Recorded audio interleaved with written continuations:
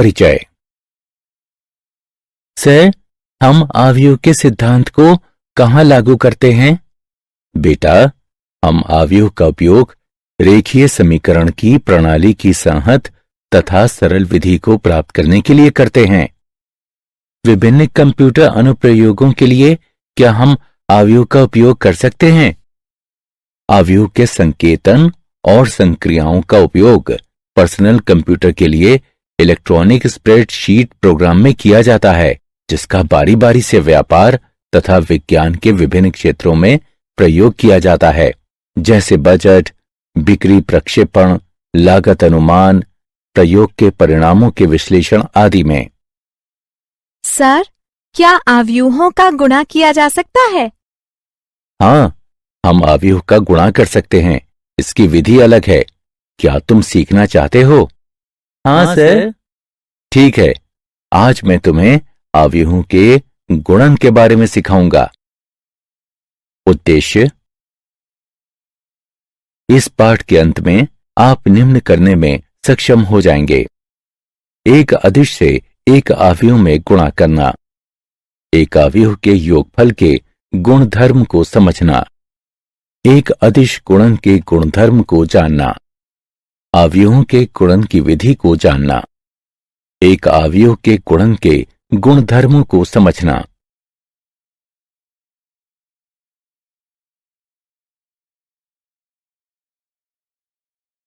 एक अदिश से एक आव्यूह का गुणन। आव्यूह के गुणन के दो प्रकार होते हैं, अदिश गुणन तथा आव्यूह गुणन। अदिश गुणन आसान है।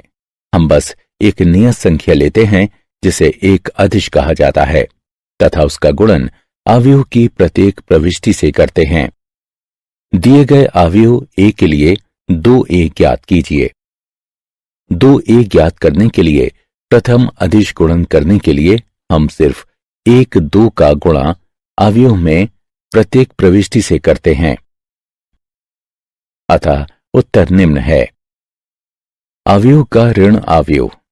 आव्यूह के ऋण आव्यूह को घटा a से निरूपित किया जाता है। हम निरूपित करते हैं घटा a बराबर घटा 1a। आव्यूह के योगफल के गुणधर्म। वास्तविक संख्याओं के लिए योगफल के आधारभूत गुणधर्म आव्यूह के लिए भी सत्य है। मान लीजिए कि a, b तथा c m गुणा n आव्यूह हों, तब 1 a जमा b बराबर b जमा a, जो कि क्रम विनिमय का गुणधर्म है। 2 सहचर्य गुणधर्म है a जमा b जमा c बराबर a जमा b जमा c। 3 योग का तत्समक। 1 m गुणा n आव्यूह o इस तरह है कि a जमा o बराबर a। 4 योग का प्रतिलोम। किसी m गुणा n आव्यूह a के लिए 1 m गुणा n आव्यूह b घटा a कहा जाता है। इस तरह है कि a जमा b बराबर o।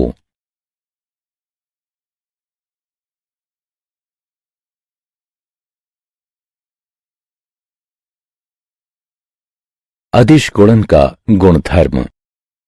साधारण बीजगणित के सभी नियम आव्यूहों के योगफल या व्यवकलन अथवा उनके अदिशों के गुणन पर आधारित हैं। प्रथम गुणधर्म है, यदि a तथा b समान कोटि की 2 आव्यूह हों तथा यदि k एक अदिश हो, तब k a जमा b बराबर k a जमा k b। एक अन्य गुणधर्म है, यदि k 1 तथा k 2 तो अदिश हैं एवं यदि a एक आव्यूह है, तब k 1 जमा k 2 a बराबर k 1 a जमा k 2 a तथा k 1 k 2 a बराबर k 2 k 1 a।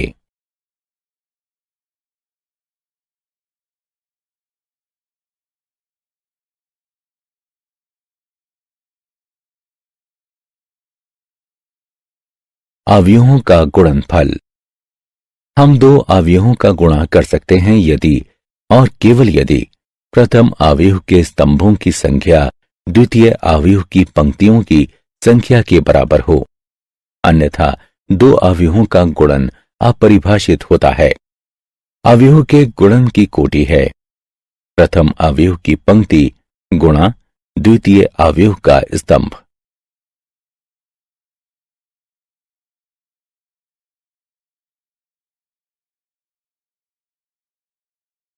अवयव के गुणन की विधि। चलिए अब दो अवयवों के गुणन की विधि सीखते हैं। आइए एक सामान्य 2 गुणा 3 अवयव से एक 3 गुणा 2 अवयव का गुणन करते हैं। उत्तर 1 2 गुणा 2 अवयव होगा। हम क्रमशः अवयवों को जोड़ते और गुणा करते हैं। हम प्रथम अवयव की पहली पंक्ति लेते हैं, द्वितीय अवयव के प्रथम स्तंभ में एक एक अवयव में बारी बारी से नीचे की ओर गुणा करते हैं। हम परिणामी गुणन को जोड़ते हैं। हमारा उत्तर अवयव में स्थिति A11 बाएं शीर्ष में रखा जाता है। हम प्रथम अवयव की पहली पंक्ति तथा द्वितीय अवयव के दूसरे स्तंभ के लिए यही प्रक्रिया करते हैं। परिणाम को A12 स्थिति में रखा जाता है। अब प्रथम अवयव की दूसरी पंक्ति के लिए तथा द्वितीय अवयव की पहली पंक्ति के लिए करते हैं। परिणाम को A21 स्थिति में रखा जाता है। अंत में हम प्रथम अवयव की दूसरी पंक्ति तथा द्वितीय अवयव के दूसरे स्तंभ के लिए करते हैं। परिणाम को A22 स्थिति में रखा जाता है। अतः हमारी दो अवयवों के गुणन का परिणाम इस प्रकार है। उदाहरण, दो अवयव दिए गए हैं।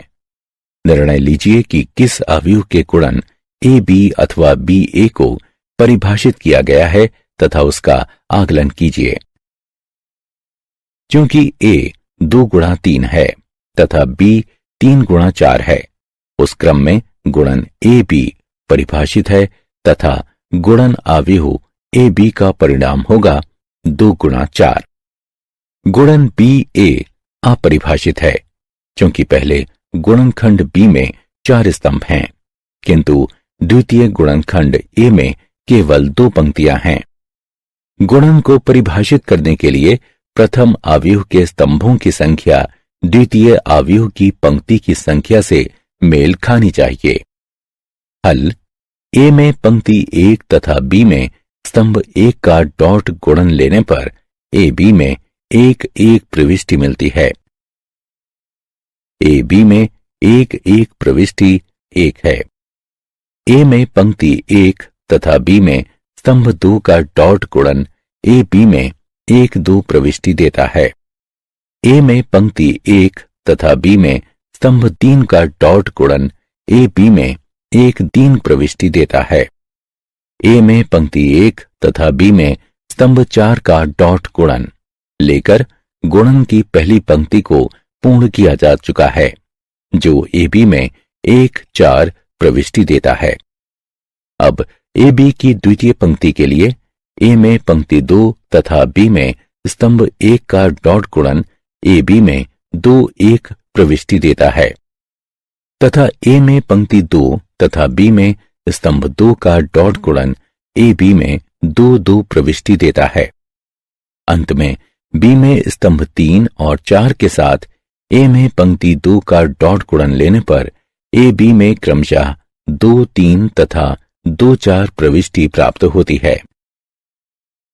अतएव AB को हल किया जा सकता है। पंक्ति अनुसार पहली पंक्ति 1 3 घटा 2 घटा 2, दूसरी पंक्ति घटा 10 11 घटा 10 19।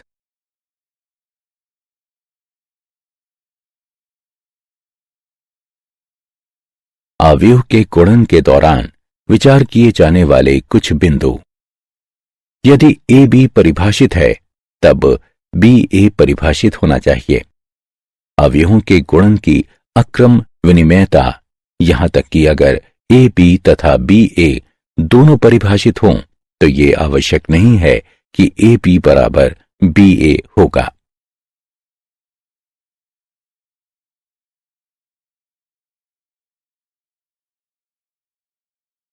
अवयवों के गुणन के गुणधर्म।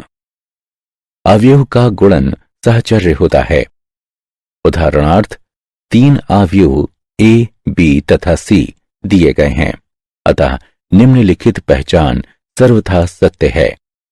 ए बी गुणा सी बराबर ए गुणा बी सी। योग में अवयव का गुणन वितरण होता है। ए गुणा बी जमा सी बराबर ए गुणा बी जमा ए गुणा सी। गुणक पहचान का अस्तित्व। प्रत्येक वर्ग अवयव ए के लिए समान कोटि की एक तत्समक अवयव अस्तित्व में इस तरह है कि आई ए बराबर ए आई बराबर ए। उदाहरण, x तथा y ज्ञात कीजिए। यदि x जमा y बराबर है, अवयव पंक्ति अनुसार पहली पंक्ति 7 0, दूसरी पंक्ति 2 5 के तथा x घटा y बराबर है अवयव पंक्ति अनुसार पहली पंक्ति 3 0, दूसरी पंक्ति 0 3 के। हल, x जमा y तथा x घटा y दिया गया है। इसे 1 तथा 2 के रूप में चिन्हित कीजिए। अब समीकरण 1 तथा 2 को जोड़ते हैं। हमें प्राप्त होता है 2x बराबर अवयव पंक्ति अनुसार पहली पंक्ति 10 0, दूसरी पंक्ति 2 8।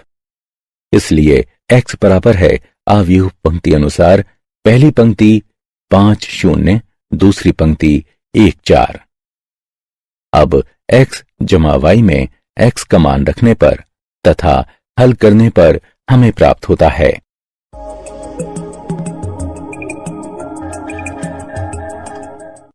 अवयव y बराबर है पंक्ति अनुसार पहली पंक्ति 2 0, दूसरी पंक्ति 1 1 के।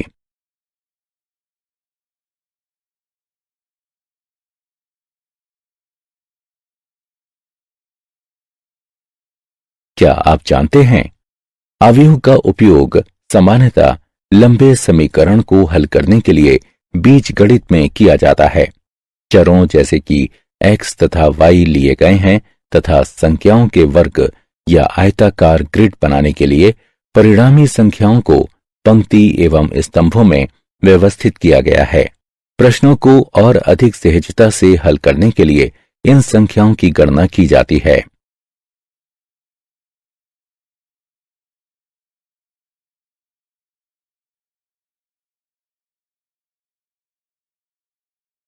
सारांश। आइए हमने जो कुछ सीखा है उसे संक्षेप में दोहराएं। घटा a बराबर घटा 1 गुणा a घटा b बराबर a जमा घटा 1 गुणा b, a जमा b बराबर b जमा a जमा b जमा c बराबर a जमा b जमा c, जहां a b तथा c समान कोटि की हैं। k गुणा a जमा b बराबर k गुणा a जमा k गुणा b, जहां a तथा b समान कोटि की हैं, k अचर है। k जमा l गुणा a बराबर k गुणा a जमा l गुणा a, जहां k तथा l अचर हैं।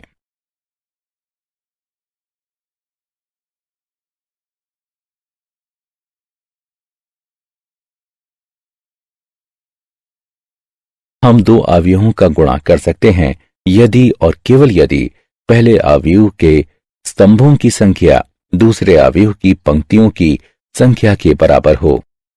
a गुणा बी सी बराबर ए बी गुणा सी।